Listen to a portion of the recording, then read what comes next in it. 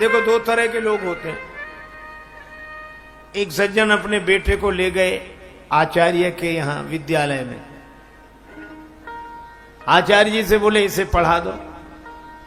वैसे तो ये बालक जन्मजात प्रतिभावान है, इसको पढ़ने की जरूरत ही नहीं है, पर विद्यालय में रहेगा तो कुछ डिग्रियां मिल जाएंगी। बहुत योग्य है, बहुत प्रतिभावान है, बहुत। ठीक है, भर्ती करा दो। आचार्य भी समझे गजब का पिता है, ऐसा अभिमानी आदमी हमने नहीं देखा। 2 महीने बाद वही पिता फिर आया, मेरे बेटे का क्या हाल है? उसमें 100 में 100 गुण होने चाहिए, बड़ा योग्य है, जन्मजात प्रतिभावान है।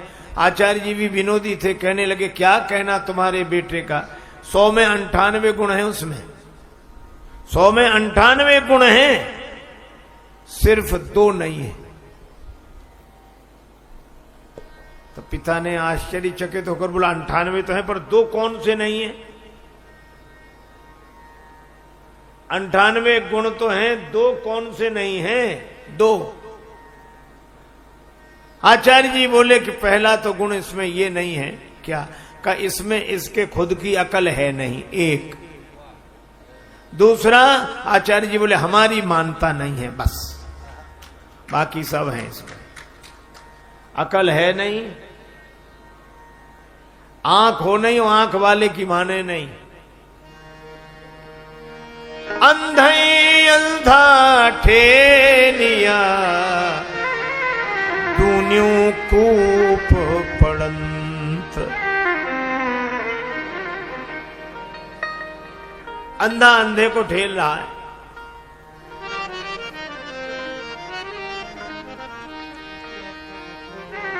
मैं कही का समझा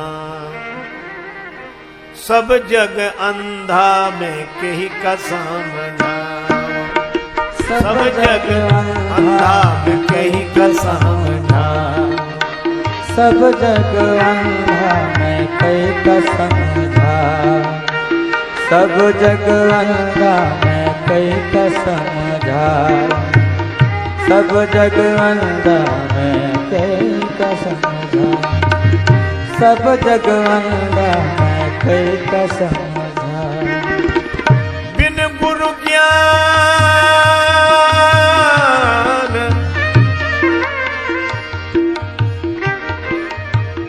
कहत कबीर सुनो भाई साधो। कहत कबीर सुनो भाई साधु। बिन गुरु ज्ञान भटक गयो बंदा, बिन गुरु ज्ञान भटक गयो बंदा, मैं कही का समझा सब जग अंधा, मैं कही का समझा। ओ सब जग अंधा, मैं कही का समझा सब ही भुलाने, सब ही भुलाने, पेट के धंधा में कही का समझा। सब जग अंधा, मैं कही का समझा सब जग अंधा, मैं कही का समझा।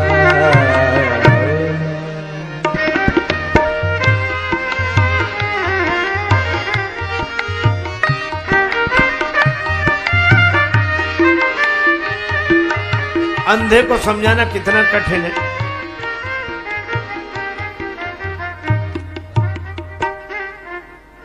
एक आदमी कह रहा था कि महाराज अंधेरे में कुछ नहीं दिखता। बिल्कुल सही है, अंधेरे में कुछ नहीं दिखता, बिल्कुल। और एक महात्मा ने कहा कि अंधेरे में कुछ दिखता है, बोले कुछ नहीं दिखता। महात्मा बोले अंधेरा तो दिखता है, अंधेरे में कुछ न दिखे पर अंधेरा दिखता है। अच्छा, जिसे अंधेरा नहीं दिखेगा उसे उजाला भी नहीं दिखेगा। जिसे अपना अज्ञान नहीं दिखा उसे ज्ञान क्या दिखेगा?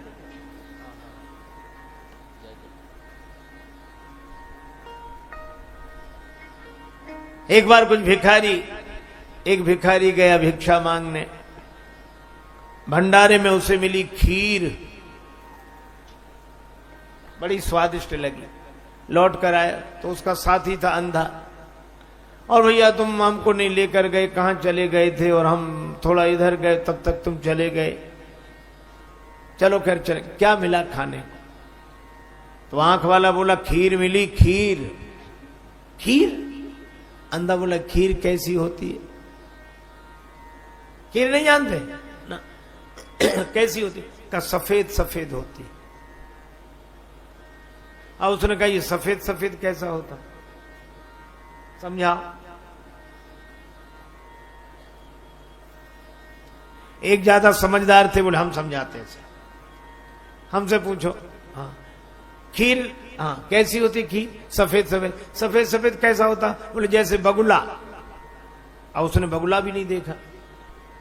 बगुला कैसा होता? लाओ तुम्हारा हाथ। हाथ पकड़ा, अपना हाथ ऐसे टेढ़ा किया और उसका हाथ ऐसे घुमाया। ऐसा होता है बगुला, ऐसा सफेद सफेद, ऐसी खीर। तो अंधा क्या कहता? बाप रे, बड़ी टेढ़ी खीर रही होगी ये तो। अब बोलो, खीर कभी नहीं समझ सकता। अच्छा अंधे से कहो प्रकाश होता है, कैसे समझे वो प्रकाश को? अगर प्रकाश होता है तो उसकी आवाज सुनाओ। अरे उसमें आवाज नहीं आती। तो हाथ से छू कर देखेंगे प्रकाश ऐसा, अरे उसे छुआ नहीं जा सकता। तो सूंघ कर देखें उसकी गंध कैसी होती, का सूंघा नहीं जा सकता। तो स्वाद ले तो उसका स्वाद नहीं लिया जा सकता। तो अंधा बोला तब होता ही नहीं है प्रकाश। कैसे समझाओ? भगवान बुद्ध ने कहा कि तुम इसे समझाने की बजाय किसी योग्य वैद्य के पास ले जाते और वैद्य उपचार करता और इसको आंखों की रोशनी मिल जाती, तब ये जरूर कुछ समझ लेता। ऐसे ये समझ नहीं सकता। मैं भी आपसे कह रहा हूं कि दो ही हम में सारी विशेषताएं हैं, दो नहीं हैं। खुद की अकल है नहीं और अकल वालों की हम मानते नहीं। सती जी ने कुछ कहा नहीं, पर शंकर जी समझ गए। और शंकर जी ने कहा सुनो सती, ऐसा संशय मत करो। मुनि धीर जोगी सिद्ध संतत विमल मन जय ध्यावई। मुनि धीर जोगी मन जन गाधावई।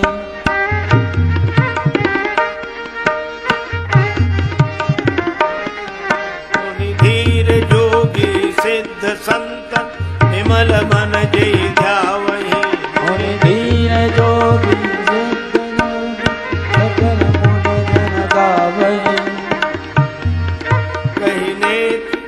कही नेति निगम पुराण आगम जासु कीरति गावई। ओ जासु कीरत गावई। ओ जासु कीरत गावई।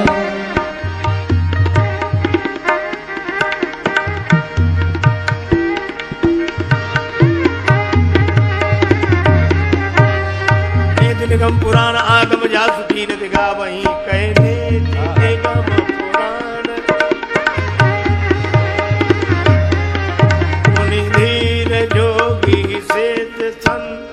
धीर जोगी सिद्ध संत विमल मन जय ध्यावई। मुनि धीर धीर मुनि धीर धीर मुनि।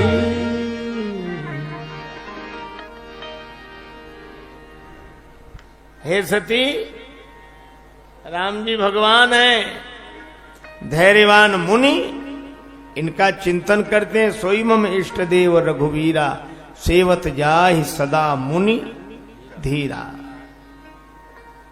भगवान शंकर बिना पूछे सब बता देते हैं, तो भी सती जी को भरोसा नहीं हुआ। शंकर जी भी समझ गए कि मेरे समझाने से भी सती जी नहीं समझ रही है। और मुझे कई बार लगता है कि समझाने वालों को ही समझ लेना चाहिए। शंकर जी ने कहा कि तुम्हें अधिक संदेह हो तो परीक्षा ले लो। और सती जी परीक्षा लेने के लिए राजी हो गई।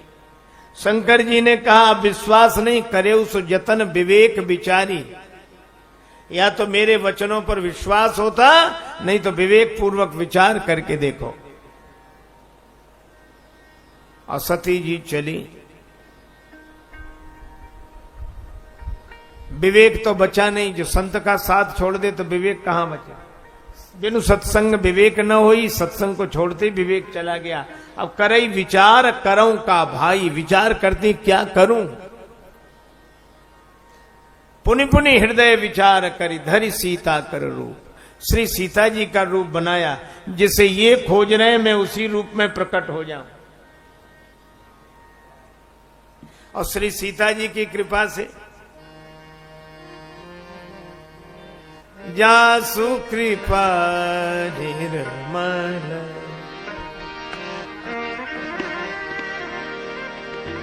निर्मल मति पावहु जासु कृपा निर्मल,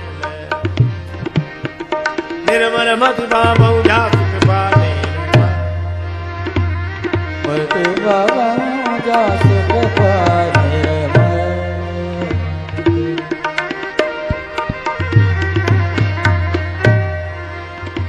निर्मल मति पावहु जासु कृपा निर्मल, मति पावहु जासु कृपा निर्मल, जासु कृपा निर्मल, निर्मल मति पावहु कृपा निर्मल, कृपा निर्मल, कृपा निर्मल, कृपा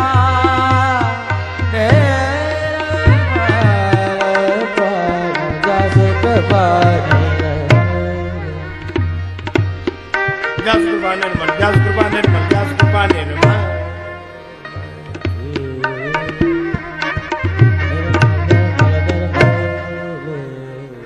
जिसकी कृपा से निर्मल मति मिलती हो वो है श्री जानकी जी।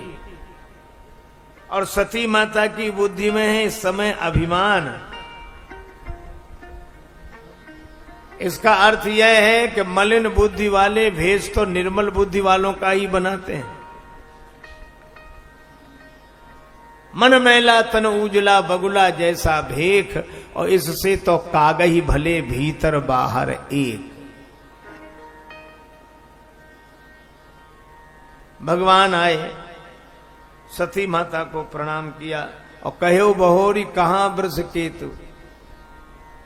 अब सती माता बड़ी दुखी, वे सोच रही थी कि हम शंकर जी से कहेंगे जिनको आपने प्रणाम किया हम उनसे प्रणाम करा के आए, लेकिन भगवान ने जब प्रकट कर दिया अपना स्वरूप तो घबरा गई।